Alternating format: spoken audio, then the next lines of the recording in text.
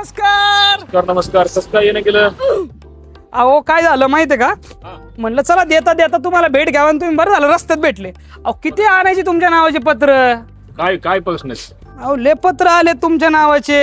काय काय काय एक काम करा बाबांनो, हा. तुम्ही ना मला पहिला झाडू द्या. हा झाडू द्या.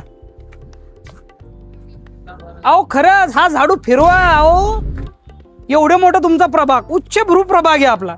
कचऱ्याच्या समस्या लय आहेत हो. काय त्याला पालिका आणि निष्क्रिय राजकीय प्रशासन मग ते झाडूने आपल्याला तो झाडू फिरवायचा आहे. 100% फिरवायचं आहे. आता या प्रश्न जनतेने पाठवलेत. बर बर. ह्या पत्राची तुम्हाला उत्तरं द्यावी लागणार. 100% देणार आणि नक्की? त्याच्यात पर्याय पण काढणार. नक्की 100%. चला मग ह्या झाडूने आपण भ्रष्टाचार, पालिकेतला भ्रष्टाचार पण साफ करू हा आणि प्रभागातला कचरा देखील साफ करू. नक्की का 100%. नक्की झाडू चालणार. 100%. चला मग दिल्ली आणि पंजाब मध्ये फिरवलाय, इथं पण फिरवणार. इथं पण 100% फिरवला. चला मग चला चला इकडे चला. चला चला.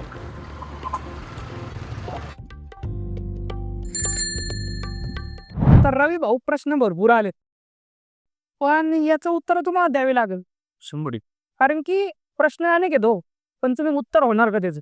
100% उत्तर होणार. आणि मला प्रभाग 26 मधील नागरिक जर पत्र पाठवून जर आपला प्रश्न सोडवण्याचा प्रयत्न करत असतील तर ते त्यांचं खरं कौतुक करणं गरजेचं आहे. आणि ते तुमच्यापर्यंत जर आले, असं वाटतं की प्रभाग 26 मधले आमचे मतदार सुज्ञ झाले म्हणायला काही हरकत नाही. हो, आणि शहराध्यक्ष म्हणून तुमचं शहराशी पण नातं आहेच की हो. 100% कारण की तुम्ही आम आदमीचं प्रतिनिधित्व करतात या शहराचा. मोठमोठे इमारती आहे या प्रभागात, उच्च भ्रू सोसायटी आहे, पण इथं पाण्याची समस्या आहे हो. ती जनता म्हणतीये 2 दिवसातून एकदाच पाणी पुरवठा होतो. काय झालंय, 2017ला महापालिकेमध्ये भाजपचं सरकार आलं. बर. त्याच्या अगोदर आम्हाला दररोज पाणी येतं. म्हणजे भाजपची सत्ता आली म्हणून पाणी गेलं. 2017ला त्यांचं सत्ता आली आणि 2019 पासून दर दिवसाड पाणी यायला लागलं, आणि तेही कमी दाबाने. आपल्याच शेजारची महानगरपालिका घ्या, पुणे महानगरपालिकेत सुद्धा भाजपची सत्ता आहे. पिंपरी चिंचवड महानगरपालिकेत भाजपची सत्ता आहे.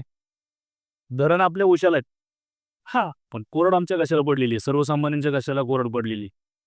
पण याला सर्वस्वी जबाबदार पिंपरी चिंचवड शहरातलं भाजप सरकार आहे. या ठिकाणी प्रतिनिधित्व करणारे राजकीय नेते मंडळी आहेत आणि सर्वस्वी त्याला जबाबदार आहेत.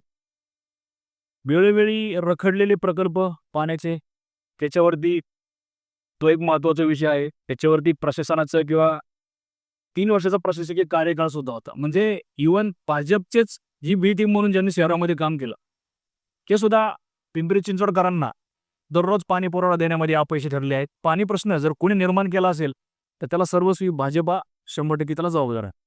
मोठे आंदोलन करायला पाहिजे ना तुम्ही आंदोलन. आम्ही 2 ते 3 वेळा महापालिकेवरती मोर्चा काढला, हंडा मोर्चा देखील काढला. त्याच्यामध्ये महापालिकेने आम्हाला सांगितले की आम्ही तुम्हाला दररोज पाणी द्यायला बांधील आहोत. बरोबर. आज घडीला प्रत्येक व्यक्तीला 35 लिटर पाणी दररोज मिळायला हवं प्रति व्यक्ती. हे मूलभूत हक्क हो. मूलभूत. आणि स्वातंत्र्य, आपल्या स्वातंत्र्य सेनानीने जेव्हा आपल्याला स्वातंत्र्य मिळवून दिलं त्यावेळेस काय गरजा होत्या आपल्या सर्वसामान्यांच्या? अन्न, वस्त्र, निवारा. बर. त्या मूलभूत गरजा सुद्धा प्रशासन किंवा भाजप सरकार, म्हणजे आता केंद्रात घ्या, राज्यात घ्या, पिंपरी चिंचवड महानगरपालिकेत घ्या, भाजपची सत्ता होती. तरी सुद्धा आम्हाला दररोजचं पाणी पुरवठा सर्वसामान्यांना पिंपरी चिंचवडकरांना देऊ शकले नाही. आमचं प्रभाग 26चं जर म्हणाल तर आमच्या इथलीच टाकी, पाण्याची टाकी 2007ला तिचं पाण्याची टाकी बांधली, उद्घाटन केलं, आणि त्या टाकीमधून पिंपळे नगर असेल, आमचं विशालनगर असेल, कसपटे वस्ती असेल, या 3ही गावांना या टाकीमधून पाणी पुरवठा केला जातो. म्हणजे त्यावेळेची असणारी आमची लोकसंख्या आणि आता जी असणारी लोकसंख्या याच्यामध्ये खूप जमीन आसमानचा फरक आहे. अजून सुद्धा इथल्या राजकीय मंडळींनी एक दुसरी टाकी या पिंपळनेर वासियांसाठी बांधायला हवी होती, परंतु त्यांची कुठेतरी राजकीय इच्छाशक्ती नव्हती. या प्रभागामध्ये काँग्रेसच्या लोकप्रतिनिधींनी नेतृत्व केलं, राष्ट्रवादींच्या लोकप्रतिनिधींनी नेतृत्व केलं, आणि भाजपच्या देखील लोकप्रतिनिधी नेतृत्व. पण तरीसुद्धा प्रभाग 26 मधील आमच्या पिंपळनेर, कसपटे वस्ती, विशालनगरमधील नागरिकांना हे अजून पाणी देऊ शकलेलं आहे की यांचे 100% अपयश आहे. आम आदमी पार्टी या प्रभागातून निवडून येताच किंवा संपूर्ण महापालिकेत महापौर बसताच आम्ही दररोज आणि ज्यादा दराने पाणी देण्याचं तुम्हाला ज्यांनी कोणी पत्र पाठवलं असेल त्यांना तुम्ही एक आमचा एवढाच एक निरोप द्या की तुम्ही आम आदमीच्या झाडूसोबत राहा, तुम्हाला दररोज आणि ज्यादा दराने पाणी देण्याचं आश्वासन आम्ही या ठिकाणी देतो. म्हणजे तुमची जर सत्ता आली तर आम आदमी सुखाने राहू शकेल. 100% सुखाने राहा. दिल्ली आणि पंजाबचं जर तुम्ही उदाहरण घेतलं तर त्या ठिकाणी आम आदमी खरंच सुखात आहे. पंजाबमध्ये सुद्धा सुखात आहे. आणि पिंपरी चिंचवडमध्ये सुद्धा त्या गोष्टी तंतोतंत आम्ही खरे करून दाखवणार. बरं आता दुसरा प्रश्न, कारण पत्र भरपूर आले तो तुमच्या नावाचे. मग आता बघा, आणि तुमच्या प्रभागात कचऱ्याची लई समस्या आहे म्हणतो बाबा, आणि म्हणजे ढीग पडलेला आहे. आणि पण मी एक एक आनंदाची गोष्ट, मला एका व्यक्तीने सांगितलं की बाबा प्रभागात म्हणजे तुमच्या सोशल मीडियावर पण मी पाहिलं, म्हणजे ज्या ठिकाणी कचरा होता एकदम घाण होतं, लोक जायला पण म्हणजे त्या लोकांना तिथून लाज वाटायची, त्या ठिकाणी तुम्ही सेल्फी पॉईंट उभारला. म्हणजे ते भारी वाटतं बरं का, म्हणजे मला पण व्यक्तिशः आवडलं. याच्यामध्ये काय झालं, मी प्रभाग 26 आमचा विशालनगर असेल, कसपटे वस्ती, वाकड, हा एक दिवस संपूर्ण प्रभाग मी कार्यकर्त्यांना आणि तेथील नागरिकांना सोबत घेऊन जरा फिरलो. तर जरा सकाळच्या वेळी 10 वाजता जरा प्रभागात आपलं चक्कर मारावी. तशी मी रोज चक्कर ती प्रभागामध्ये मारत असतो की पुढं काय अडचणी आहेत, पाणी कमी आले, कचरा उचलला गेलेला नाहीये, रस्ते सफाई झालेली नाहीये. मी ती सकाळी सकाळची एक चक्कर मारत असतो. तसेच वेळोवेळी मला रोज तेच चित्र दिसायला लागलं प्रभागामध्ये. आमचं पिंपळनेरचं मुख्य बसस्थानक आहे, गावाचं नाक आहे. पिंपळेला गावाचं नाक आहे. बस स्टॉपच्या बॅक साईडलाच भरमसाठ कचरा त्या ठिकाणी टाकला जातो. मग याला जबाबदार कोण? तर 100% महानगरपालिका जबाबदार. 7 वर्षांपासून तो कचरा तिथून काय हालायला तयार नाही. रोज महापालिकेचे कर्मचारी 11-12 वाजता येणार, तो कचरा उचलून घेऊन जाणार. दुसऱ्या दिवशी परत त्या ठिकाणी आहे तसाच कचरा. तो एक ठिकाण आणि क्रांतीनगरचं एक ठिकाण पिंपरी लगतच. व त्या दोन्ही ठिकाणचा कचरा कसा साफ केला पाहिजे किंवा लोकांनी इथं कचरा टाकणं कसं बंद केलं पाहिजे, तर महानगरपालिकेच्या आरोग्य विभागाला सोबत घेऊन या ठिकाणी सेल्फी पॉईंट करायचं ठरवलं.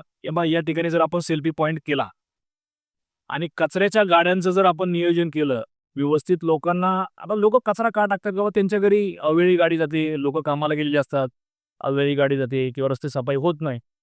मग ते गाड्यांचं नियोजन त्या आरोग्य विभागामार्फत करून घेतलं. गाड्या ज्या ठिकाणी आम्ही नागरिकांनाही सांगितलं की तुमच्याकडे जर गाडी नाही आली तुम्ही मला फोन करा, तुमच्याकडे पुढच्या अर्ध्या तासामध्ये गाडी कचरा घ्यायला कसल्याही परिस्थितीमध्ये येईल. तसा तो कचरा बंद व्हायला सुरुवात झाली. सेल्फी पॉईंट आम्ही उभारले क्रांतीनगरमध्ये आणि पिंपळनेरमध्ये. आज सध्याच्या घडीला तुम्ही जर जाऊन पाहिलं तर तिथं एकही माणूस किंवा थोडासाही कचरा मी पाहिलं म्हणून तर हा प्रश्न विचारला हो. त्या ठिकाणी कचरा पडत नाही. 7 वर्षांपासून टाकणारा कचरा तो त्या ठिकाणचा बंद झाला. सकाळची दुर्गंधी पसरलेली गावात, बसस्टॉपच्या मुख्य ठिकाणी दुर्गंधी सकाळची 11 ते 12 वाजेपर्यंत पसरलेली असायची. आता सेल्फी पॉईंट केला. आमचं जे झाडू चिन्ह आहे, झाडू चिन्हाला मी आमचे जे झाडू चिन्ह आहे त्यात न्याय देण्याचं काम त्या माध्यमातून मी ते केलं. त्याचा मला खूप अभिमान आहे. आणि नागरिकांनी सुद्धा त्या सेल्फी पॉईंटचं जे आम्ही केलं त्याला योग्य प्रतिसाद दिला. त्यांचं देखील आभार मानायला पाहिजेत. आणि असेच सेल्फी पॉईंट ज्या ठिकाणी कचरा पडतोय त्या ठिकाणी सेल्फी पॉईंट उभारण्याचा माझा मानस आहे. आणि कचरामुक्त प्रभाग 26 म्हणजे काय केलं काय नाही ती जनता ठरवणार, जनता राजा आहे. त्याच्यात मी तुम्हाला एक सांगूया. हा सांग. आमचे राष्ट्रीय संयोजक अरविंद केजरीवाल साहेब यांनी IRSची नोकरी सोडून त्यांनी राजकारणात येण्याचं ठरवलं. त्यांच्या घरातलं याच्या अगोदर कोणीही राजकारणात नव्हतं आणि इव्हन माझ्याही घरातल्या राजकारणात कोणी नाही. आमच्या केजरीवाल साहेबांचं धोरण असं आहे, आम्ही तरुणांना संधी देऊ. इतर राजकीय पक्ष जर आपण महाराष्ट्रापुरतं जर बोललो, दोन्ही शिवसेना घ्या, दोन्ही राष्ट्रवादी घ्या, भाजप घ्या, यांच्याकडून कुठेतरी घराणेशाहीला प्राधान्य दिलं जातं. कोणाचे वडील खासदार आहेत, कोणाची आई आमदार आहे, कोणाचे वडील आमदार आहेत, कोणाचे वडील मुख्यमंत्री होते. नाही तर असं जर बघितलं तर संपूर्ण महाराष्ट्रामध्ये घराणेशाहीलाच पुरस्कृत कुठेतरी केलं जातं.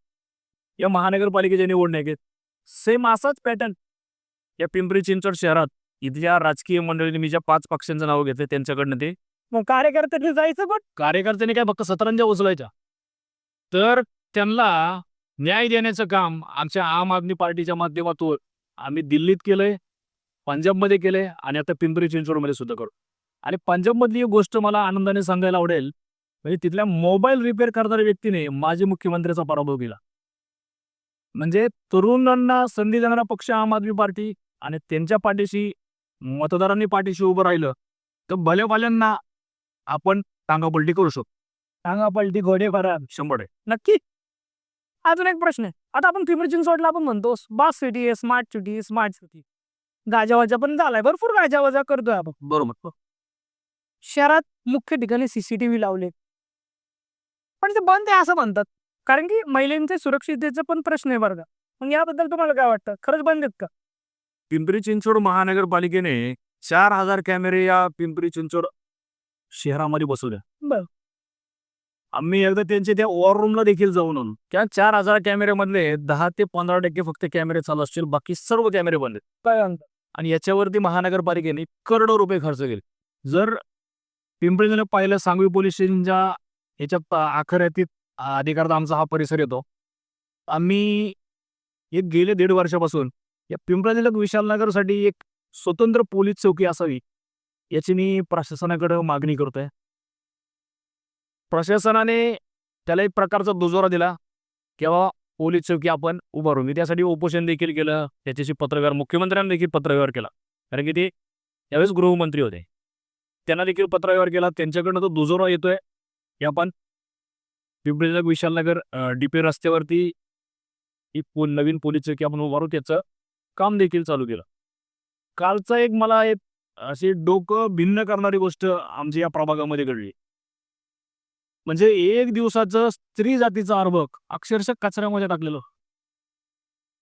पिंपळे निलक म्हणजे विशालनगर DP रोड जो आहे आमचा, जो पिंपळे मध्ये येतो, भारत पेट्रोल पंपाच्या बाजूला एक मोकळी जागा आहे. त्या मोकळ्या जागेत कचऱ्यामध्ये म्हणजे मुलीचं अर्भक टाकलं. धक्कादायक गोष्ट आहे हो. म्हणजे आपण सावित्रीमाईंची उदाहरणं देतो, जिजाऊंची उदाहरणं देतो, आणि म्हणजे तुम्ही जन्माला आल्या जर त्यांना मारणार असाल तर मग याच्यापेक्षा मोठी शोकांतिका दुसरी कुठली? कारण ही माणुसकीला काळीमा भासणारी घटना आहे. म्हणजे अक्षरशः ती कल्पना देखील करवत नाही. असे प्रकार लोक करतात. आणि ह्या अशा गुन्हेगारांना जर शोधायचे, कोणाच्या ते नजरेस आलं नाही, आणि अशा गुन्हेगारांना जर शोधायचे तर त्याच्यासाठी आपल्याला CCTV खूप पाहिजे. बरोबर. महत्व. जनतेने प्रश्न जर त्या गुन्हेगाराला अद्दल घडवायची, त्याला शिक्षा, जबर शिक्षा झाली पाहिजे, आणि पोलीस प्रशासनाला कुठेतरी त्याची मदत झाली पाहिजे त्याला शोधण्यामध्ये. अशा वेळी CCTV हे खूप महत्वाचा त्याचा रोल आहे. स्मार्ट सिटीच्या माध्यमातून बरेच CCTV बसवलेत, पण ते 10 ते 15% CCTV चालू आहेत. आता कालचा जो अर्भकचा जो प्रकार आहे मुलीचा, तो शोधणं पोलिसांसाठी जर थोडंसं अवघड होऊ शकतं, कारण की त्या परिसरामध्ये CCTV कुठंच नाही आणि परिसर देखील दिसत नाहीये. तर CCTV हे सगळे बंद आहेत. संशोधनाचा विषय आहे. याच्यामध्ये करोडो रुपये पालिकेने खर्च केलेत आणि बिलं देखील वाटली गेलेली आहे. याच्यावरती कंट्रोल हा सर्वस्वी त्यावेळेस भाजपचे काही ठेकेदार मंडळी म्हणा किंवा त्यांचे नातलग म्हणा, अशाच लोकांना त्याच्यामध्ये केंद्र दिले गेले आहेत. म्हणजे त्यांचे हात कुठेतरी दगडा घालीत, म्हणजे ती त्याच्यात काही जास्त बोलू शकत नाही, आणि अधिकारी त्याच्यामध्ये कुठेतरी सहभागी जास्त आहेत. पण हे जनतेचा तोटा आहे हो. जनता भरडली जाईल ना. जनता 100% भरडली जाते. जनतेने मागची लोकसभा पाहिली, विधानसभा पाहिली. बटणं दाबताना आम्ही दाबली वेगळी, पण ती बटणं दाबली गेलेली, जे वोटिंग जे गेलं ते वेगळ्याच चिन्हांना गेले. पण असं आहे, पण ते सिद्ध झालं पाहिजे ना. त्याच्यामध्ये सिद्ध झालं होत नाही तो पण. वेळोवेळी आम्ही अरविंद केजरीवाल साहेबांनी पत्रकार परिषदा घेऊन या गोष्टी मांडल्या.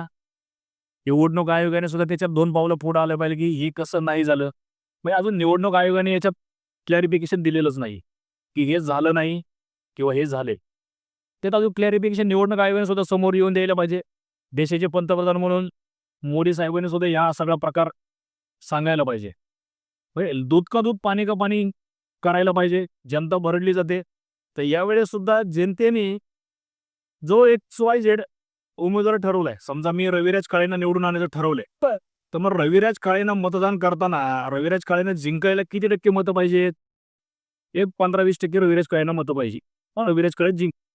तर मग अशा वेळेस लोकांनी काय करायचंय, तर रविराज काळेंना मतदान करताना 25% मतदान करायचे.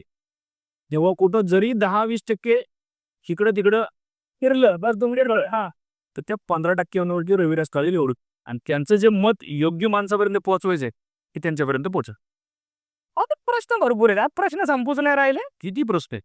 बघा आता काय म्हणतात आहे, मोठ्या प्रमाणात नागरिक आता ह्या प्रभागात राहायला येतात. म्हणजे इथं क्रीडांगण नाहीये, भाजी मंडई नाहीये. म्हणजे ज्या मूलभूत गरजा पाहिलो शांततेसाठी सगळं पाहिजे. की कधी तुम्ही निर्माण करा, म्हणजे निर्माण आतापर्यंत का नाही झाले? आता मी त्याच्यात जास्त खोलात जाणार नाही. फक्त राजकीय इच्छाशक्तीचा अभाव या ठिकाणी दिसून येतो.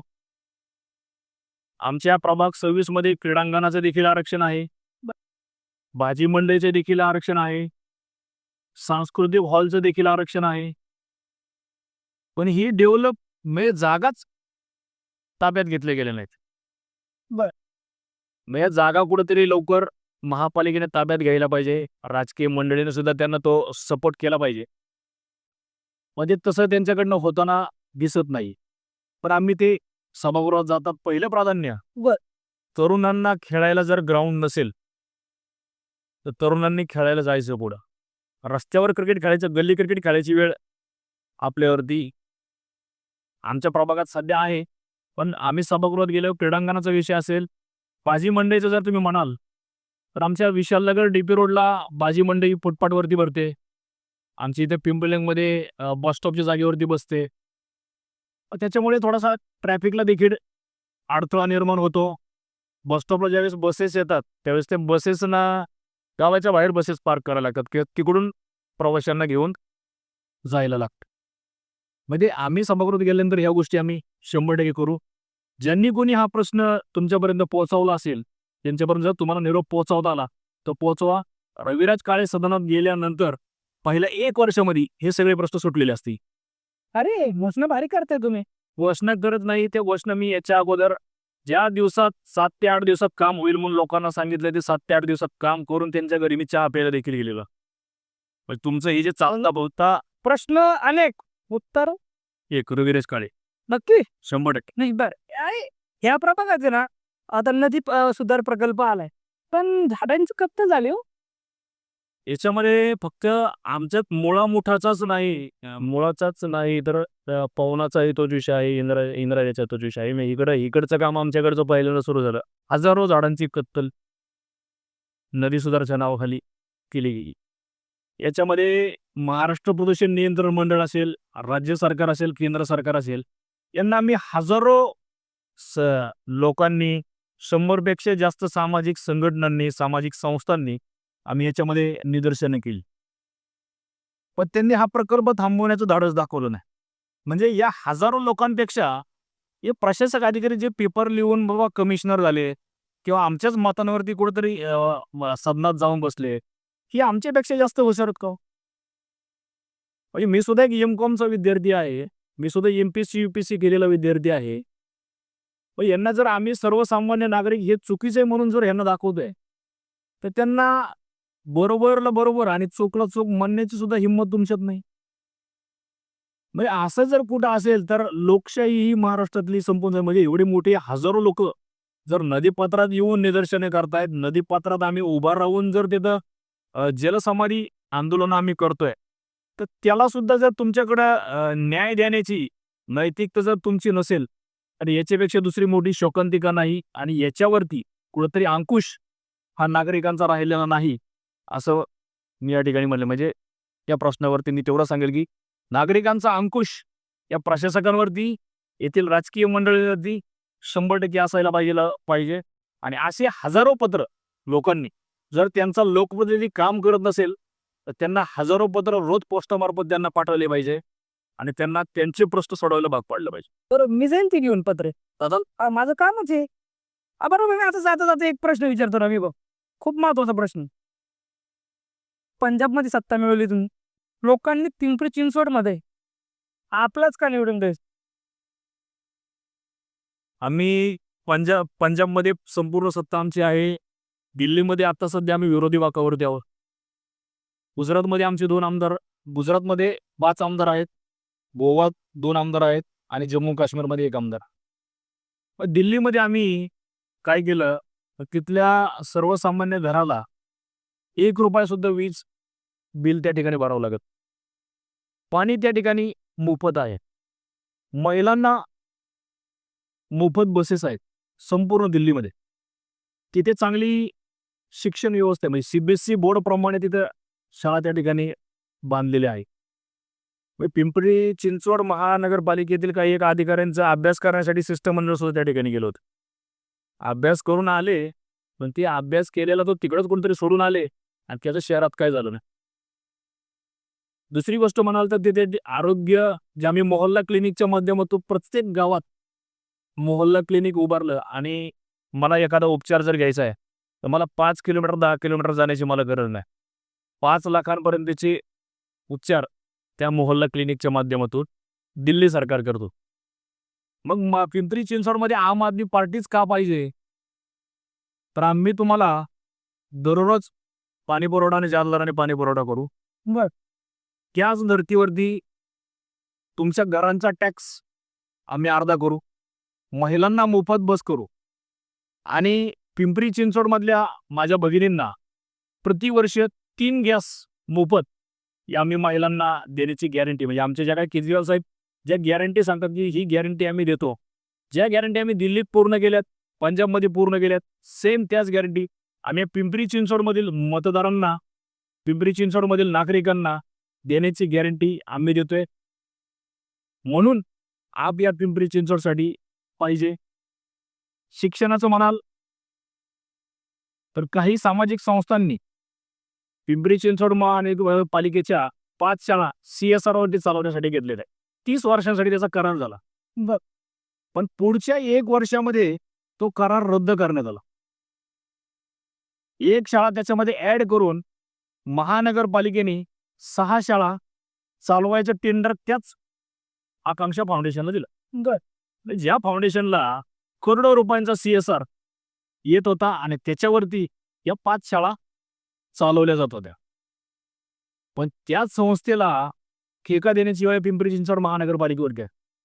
म्हणजे जर तुम्हाला एखाद्या फाउंडेशनला 40 लाख रुपये देऊन शाळा चालवायची वेळ येते, तर तुमच्यासारखे अकार्यक्षम अधिकारी आणि अकार्यक्षम लोकप्रतिनिधी या पिंपरी चिंचवडमध्ये दुसरं कोणी नसा.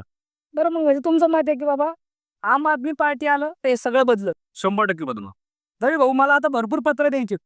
जाता जाता तुम्हाला एकच म्हणेल बर. की तुमच्यासारखा यंग शहरात जर सभागृहात दिसला तर आनंद वाटेल आणि तुमचा झाडू पूर्ण पिंपरी चिंचवड शहरात, म्हणजे ज्या समस्या आहेत तुमचा झाडू त्या समस्यांवर फिरवावा अशा तुम्हाला शुभेच्छा देतो. आणि मी पुढच्या पत्राला जातो, आता पुढचं पत्र द्यायला जातो आणि तुम्हाला मनापासून शुभेच्छा देतो. आणि ज्यांनी तुमच्यापर्यंत जर तुमची परत कधी भेट झाली तर त्यांना सांगा झाडू तुम्ही देखील फिरवायचा आहे. मी देखील त्या मोहिमेत सहभागी आहे आणि तरुणांना जागा करा आणि या मोहिमेत सहभागी करून घ्या आणि तुम्ही परत एकदा चहा प्यायला काहीतरी आमच्याकडे या. नक्की येऊ. चला.